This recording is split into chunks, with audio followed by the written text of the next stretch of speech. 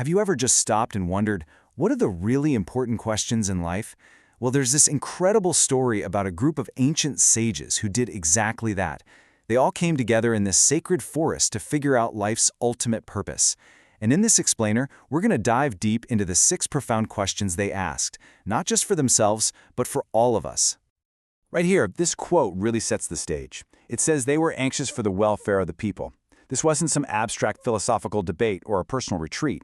No, this was a summit of the greatest minds of the time, and they were driven by a really deep, urgent concern for the future of humanity. So let's set the scene a little more. Where and when did this all happen?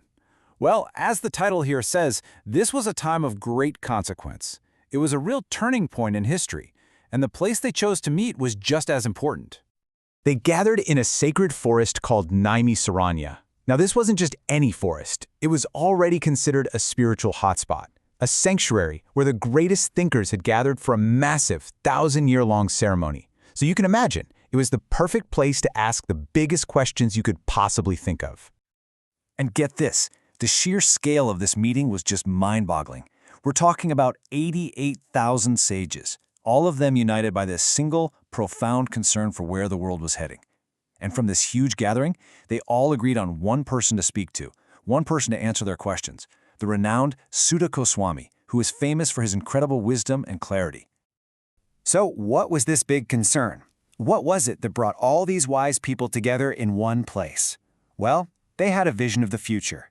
They foresaw a coming age that would pose a huge challenge to humanity's well-being and its spiritual clarity.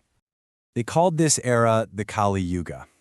And as it says here, they saw an age of conflict coming, a time when people would become quarrelsome, distracted, and just lost.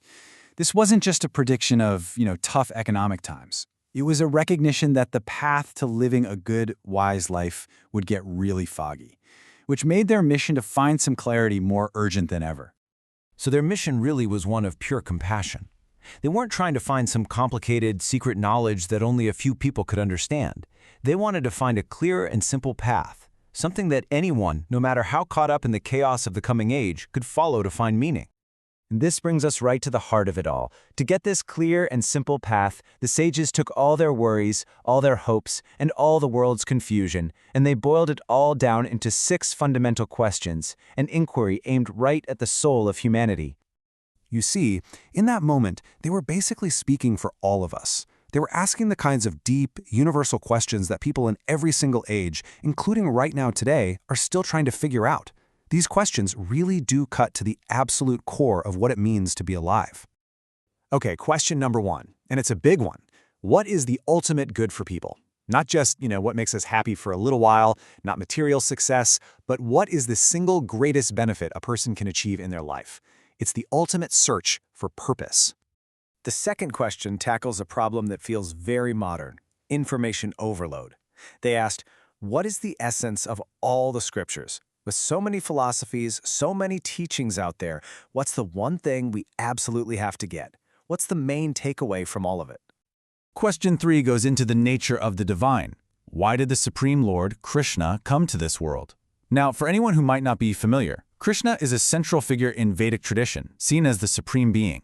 So the sages wanted to know what was the ultimate reason for God to enter the human world. The fourth question zooms way out to the cosmic level. They basically asked, can you explain the divine beings who are in charge of creating and maintaining the entire universe? In other words, how does this whole cosmos actually work? And who's running the show? Then, with the 5th question, they wanted to get a little more personal. It's not enough to just know what these divine incarnations do. The sages wanted to understand their personalities, their activities. What can we learn from their stories, from their actions? And the final question is incredibly practical. After the Lord left the world, where did Dharma, righteousness, our spiritual and moral principles, where did it all go? Basically, when there's no direct divine guide physically here, where do we look for our moral compass?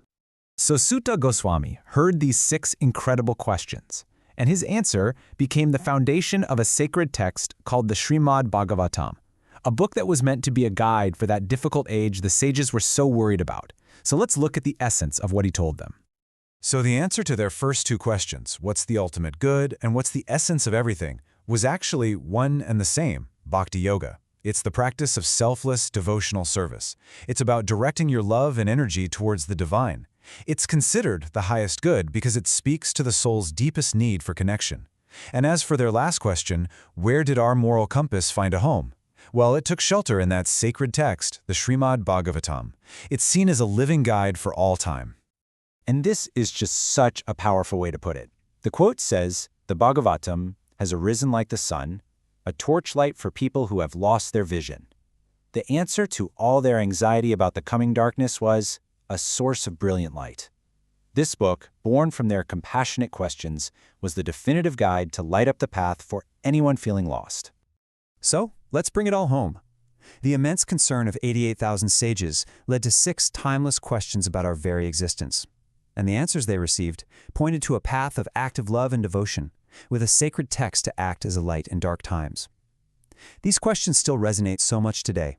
So as we close, I'll leave you with this to think about. Which one of these ancient questions still really matters to you?